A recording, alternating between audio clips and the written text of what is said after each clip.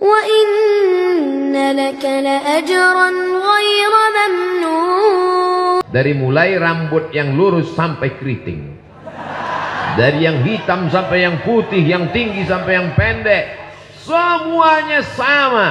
Dan di pesantrenlah kita kenal pribadi orang macam-macam. Saya sekarang kalau tausiah pergi ke Aceh, ketemu dengan teman saya. Pergi ke Medan, jumpa dengan sahabat saya. Pergi ke Surabaya, Jawa Timur, sahabat dan teman akrab saya. Pergi ke Madura, senior dan junior saya. Pergi ke Makassar, friend saya. Sampai ke Sorong, Papua, kawan-kawan saya semua. Kenapa demikian? Karena kita di pesantren punya pergaulan yang luas. Jadi anak-anak, adik-adik, saya mau panggil anak, rasanya saya masih terlalu muda. Jadi panggil adik-adik ajalah. Jadi adik-adik sekalian yang selama ini bimbang-bimbang di pesantren, pesantren apa pulang? Pesantren apa pulang? Pesantren apa pulang? Pulang, pesantren, pulang, pesantren, pulang. Pulanglah. Kau pulang mau jadi apa? Mau berteman dengan siapa? Mau berteman dengan TV? Mau berteman dengan warnet? Mau berteman dengan boneka setan? Tapi kalau di pesantren, Masya Allah, Tabarakallah. Dan di pesantren kita kenal sifat orang dari berbagai macam suku dan bangsa. Betul? Ketemu sama orang yang datang dari Jawa Barat, orangnya lembut. Kumaha atuh dama. Ketemu sama kawan yang dari Medan, Sumatera. Sini kau Sunda, sini. Ketemu sama teman yang datang dari Bandung, orangnya lembut. Kadang kita karena pakai sepatu tapaknya terlalu tebal, semakin tebal tapak sepatumu, semakin tak terasa bahwa kau sudah menginjak kaki orang lain. Bisa untuk update status besok pagi. Tapi orang dari Bandung, dari Garut, dari Cicalengka, dari Jawa Barat lembut. Kalau kakinya diinjak, punten, kakinya tolong jangan diinjak. Tapi kalau sama orang di Sumatera lain, begitu kakinya kena sedikit, kemana mata kau? Tapi kita tidak tersinggung. Kenapa? Karena kita sudah kenal. Satu kamar, sama-sama makan, sama-sama jalan, sama-sama satu kelas. Tak kenal maka tak sayang, tak sayang maka nggak ngutang. Saya tidak pernah tersinggung dengan teman-teman saya yang datang dari Pulau Sumatera, dari Medan, dari Aceh, dari Minangkabau, dari Sumatera Barat. Saya juga paham dengan teman-teman saya yang datang dari Bandung, dari Pulau Jawa. Kenapa? Karena memang karakternya macam-macam. Mengapa orang di Sumatera itu kalau ngomong keras dan kuat? Karena cabenya banyak. Dia kalau makan cabai dia wah mana ini? Kenapa mereka kalau ngomong itu keras? Karena tinggal di gunung anginnya kencang. Nikahlah orang Sumatera sama orang Jawa Barat. Mas, Aa, tolong diangkat jemurannya. Hujan turun. Begitu mau diangkat udah basah. Orangnya lembut, orangnya baik, orangnya sopan, orangnya santun. Kalau nunjuk pakai jempol. Tapi kalau kami nunjuk pakai. Tapi saya tidak tersinggung.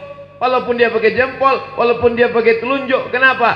Karena kita sudah mengenal budaya masing-masing dari penggunaan kata. Mungkin di sini orang tidak pakai kau, karena kau itu kasar. Di sini kalau kamu itu apa pakai? Hah?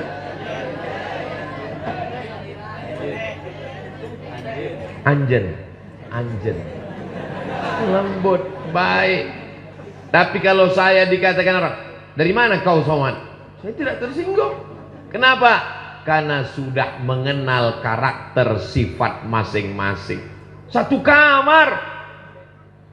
Loh, memangnya Ustadz satu kamar dulu dengan mereka? Ya. Berapa orang Ustadz waktu itu satu kamar? Cuman berdua, 20. Kayak ikan sarden disusun. Tapi dengan tidur bersama itu menjadi akrab. Kita tahu bunyi. Jangankan wajahnya, jangankan pakaiannya, dari bunyi ngoroknya kita kenal.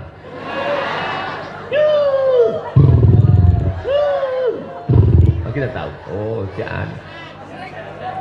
Saking akrabnya, saking dekatnya. Begitu juga ketika kita makan di tempat ruang makan, kita tahu, oh si Anu makanannya bumbu pecal. Oh si Anu pelitnya minta ampun. Oh si Anu bakhil bin medit. Semua sifat-sifat ini kita kenali. Jadi yang pertama, yang paling penting adalah mengenal sifat orang. Untuk belajar ini perlu ilmu komunikasi 2 SKS. Sekarang banyak orang pintar, banyak orang cerdas, banyak orang IP-nya 4, banyak orang IQ-nya tinggi, tapi komunikasinya jelek, tidak bisa merasakan perasaan orang lain. Karena rasamu bukan rasaku. Tapi kalau kita di pondok, kita sudah nyantri, kita tahu perasaan orang. Kenapa? Sama-sama bangun pagi, sama-sama ngantri. Bangun di Sumatera subuhnya jam 5. Bangunnya jam 4. Jam 4 semua bangun. Semuanya sholat tahajud bersama. Banyak yang ketika sujud itu, sujud pertama sekaligus sujud terakhir. Allahu Akbar. Jadi kalau sudah ketemu lama langsung tersenyum. Si Anu yang tukang molor dulu. Kenal ini penting. Itulah mengapa yang pertama kali adalah khalaqnakum min dzakarin wa unsa وَجَعَلْنَاكُمْ شُعُوبًا وَقَبَائِلَ لِتَعَارَفُوا, untuk saling kenal mengenal sifat dan karakter masing-masing. Kalau Ustaz Abdul Somad ngomong melengking, ada yang tersinggung?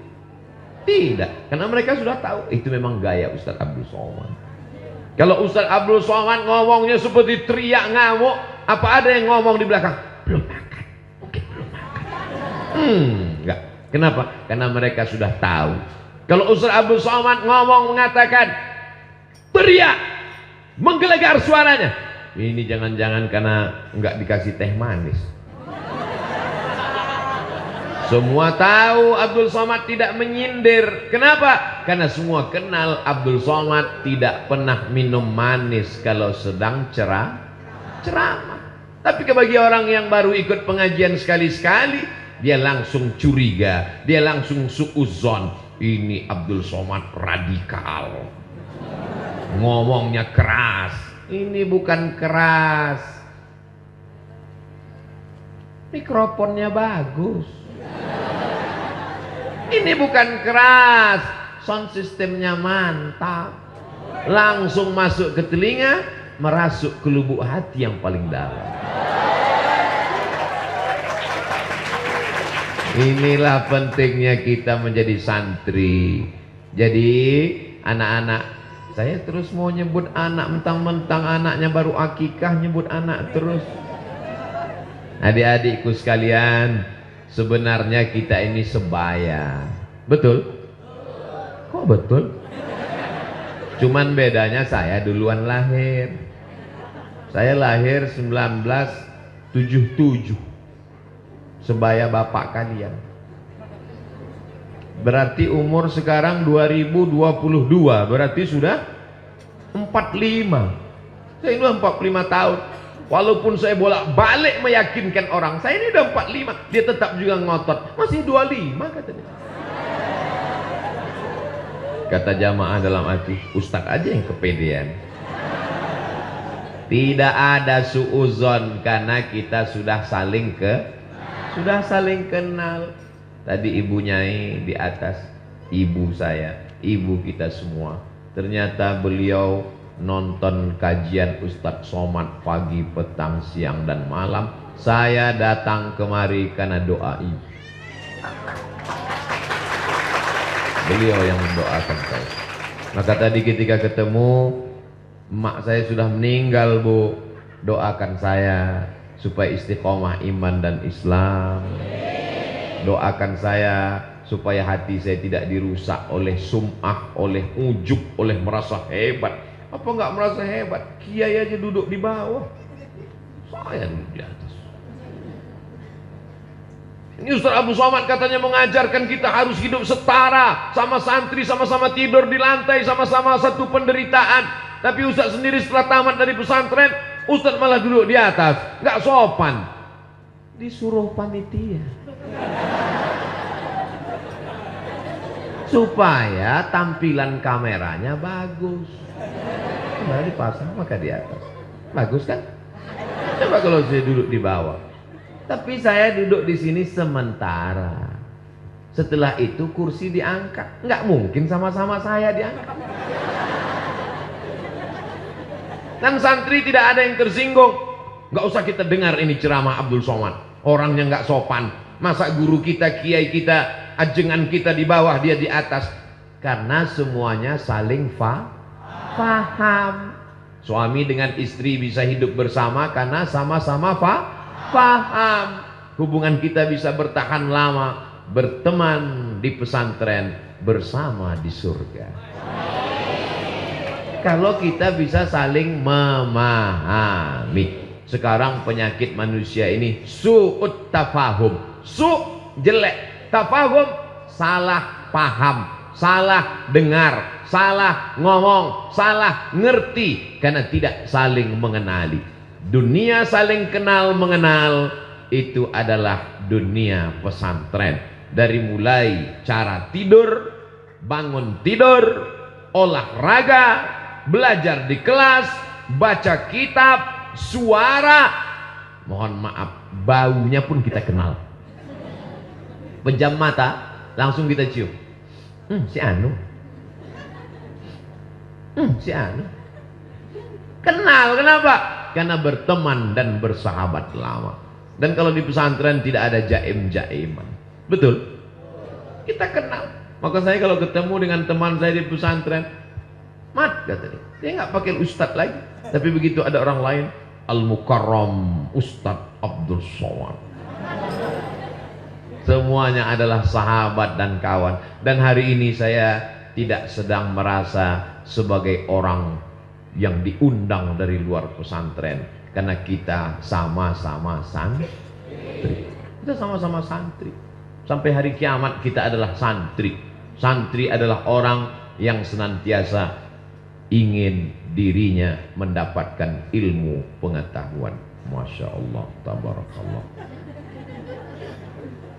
Saya selama ceramah belum pernah minum air manis, tapi ini tetap di shoot, digambar biar supaya kelihatan bahwa Ustadz Somad air minumnya banyak. Sampai di depan. Ini nanti akan di-upload di channel Ustadz Abdul Somad Official. Jangan lupa subscribe, like, share, and comment. Orang pasti sulit. Ustadz Abdul Somad, gimana kami bisa ingat bahwa itu ceramahnya di pondok kami? Ustadz di mana-mana ceramah pecinya hitam terus. Ustadz di mana-mana ceramahnya bajunya putih terus, gayanya gitu-gitu terus. Mudah aja. Ketika ada airnya 4, itu berarti di pesantren kita. Masya Allah, tabarakallah. Jadi poin yang pertama, bahwa anak pesantren punya ilmu komunikasi dengan berbagai macam suku, bangsa, dengan berbagai macam bahasa. Adapun di pesantren, bahasa yang dipakai Masya Allah, tabarakallah.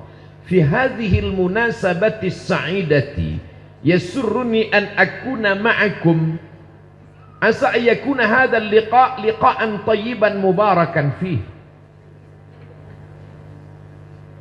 Al-asatidh al-afadil al-ulama al-ajilla at-talabah al-a'izza wa ana bainakum baina hamalatil Qur'an bainal qurra wal huffaz kama qala an-nabi sallallahu alaihi wasallam khairukum man ta'allamal Qur'ana wa 'allamahu. Ladies and gentlemen, kepala beku di stempel semen.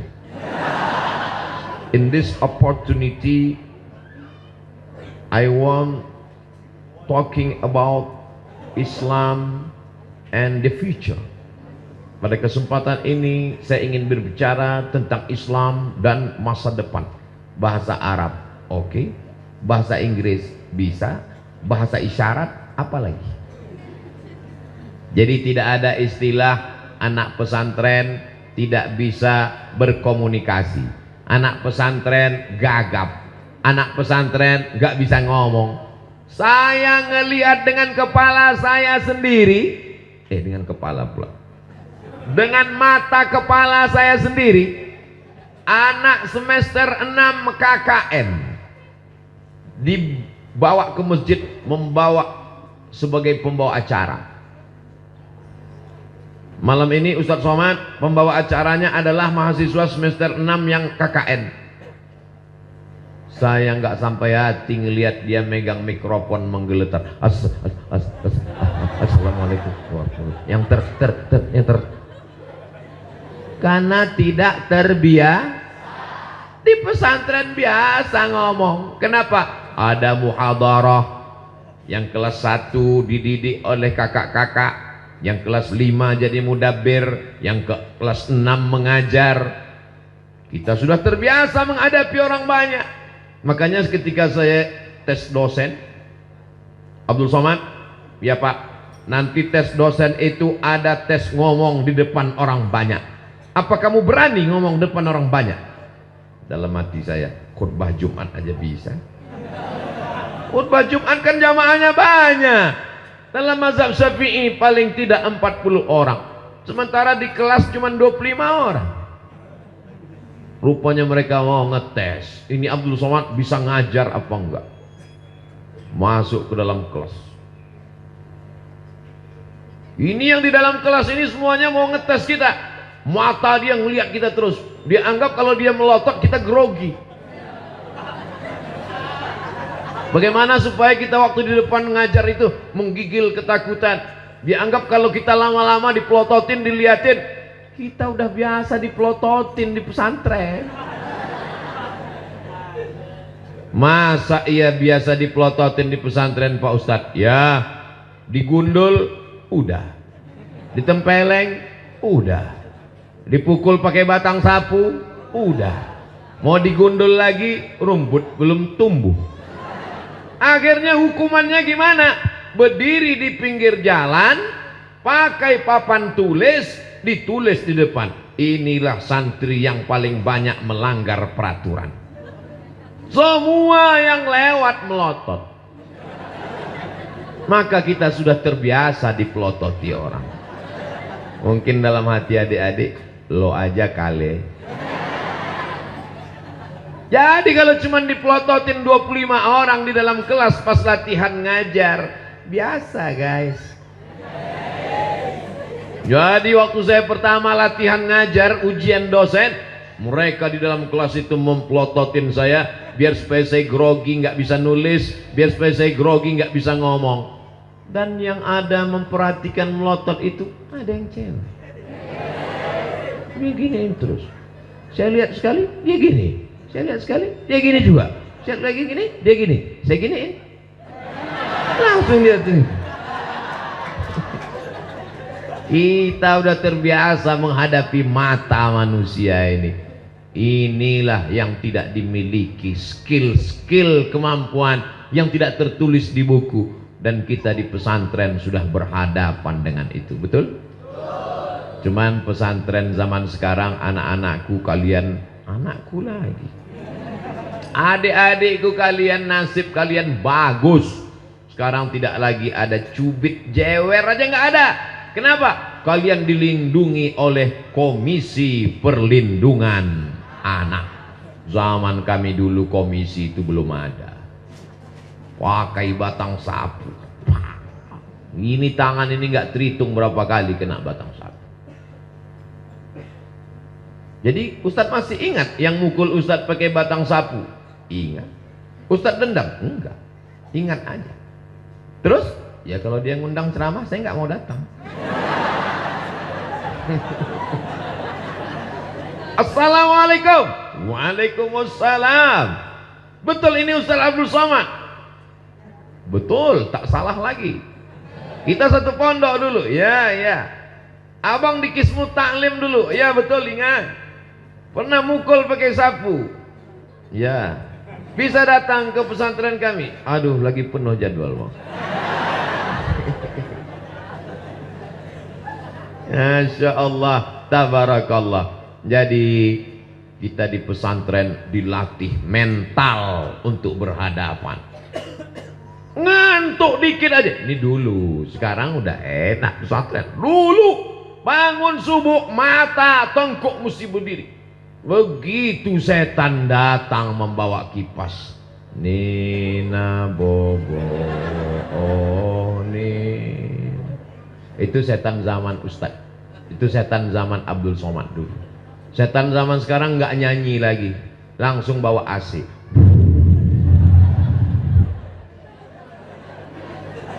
Begitu rasanya duduk di atas kelopak mata ini setan rame-rame duduk di sini. Beratnya minta ampun. Sudah diginikan. Tetap juga lagi, ya Allah, gimana? Akhirnya tuh datang kakak kelas 5 dari belakang bawa sajadah. Pum pum pum. Kita sudah terbiasa menghadapi suara teriak-teriak, sudah biasa ketemu dengan kakak kelas 5, kelas 6, mudabir, pengurus organisasi, sudah terbiasa. Tapi kalau orang hanya sekedar di rumah, penyakit yang paling mengerikan bukan demam, bukan Omikron. Penyakit yang paling mengerikan adalah anak laki-laki tidak pandai mengikat tali sepatunya sendiri. Penyakit apa namanya ini? Baru ngelihat sepatu sudah diikat. Baru ngelihat air minum sudah diangkatkan untuk diminumkan. Baru mukul-mukul perut sudah dimasakkan, disuapkan nasi. Dia tidak pandai berusaha untuk hidup. Walaupun kehidupannya ada, orang tuanya mampu, duitnya banyak, tapi dia tidak pandai mengelola hidup. Kita di pesantren, mana ada cerita anak pesantren santri nggak bisa ngikat tali sepatu. Kalau sudah pukul lonceng, teng teng teng teng teng teng teng teng teng, semua mesti siap masuk kelas. Disiplin, on time, tidak boleh ada terlambat. Terlambat berdiri, kena hukuman. Tapi kesakitan, penderitaan itu membuat kita menjadi disiplin seperti tentara, seperti polisi, angkatan laut dan udara. Betul? Ini buktinya. Coba kalau Ustadz Somad ceramah di tengah masyarakat umum, baru ngomong 5 menit, takbir. Habis itu. Tapi di pesantren semangat luar biasa. Kenapa? Karena di pesantren diajarkan disiplin. Ini yang kedua. Yang pertama tadi adalah mengenal sifat manusia dari berbagai macam suku dan bangsa. Yang kedua adalah disiplin.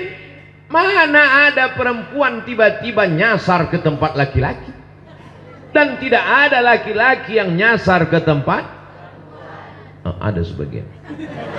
Itu untuk mengawal jalan Abdul Somad. Ini disiplin. Di pesantren jelas jenis kelaminnya, laki-laki, perempuan. Sekarang banyak orang yang tidak jelas jenis kelaminnya. Gagah, kumis melintang, berotot. Begitu ditanya, Di mana Jalan Jenderal Sudirman? Di sana. Nggak jelas. Karena tidak dididik dengan disiplin. Pakai peci, aku laki-laki. Pakai koko, aku laki-laki. Pakai kain sarung, aku laki-laki. Pakai jilbab, aku perempuan. Abdi teh perempuan atuh? Hah? Istri. Jelas. Disiplin inilah yang luar biasa. Tidak ada satupun yang kelihatan rambutnya. Di dalam ditutup pakai khimar. Khimar, kain yang menutup rambut. Saya sebetulnya mau ngasih tahu bahwa saya tidak gundul. Setelah ditutup, dia lihat tidak ada rambut satupun yang keluar, dirapikan, barulah dipakai kain panjang, hijab. Orang kita menyebut jilbab. Panjang, menutup, tertutup, tertutup.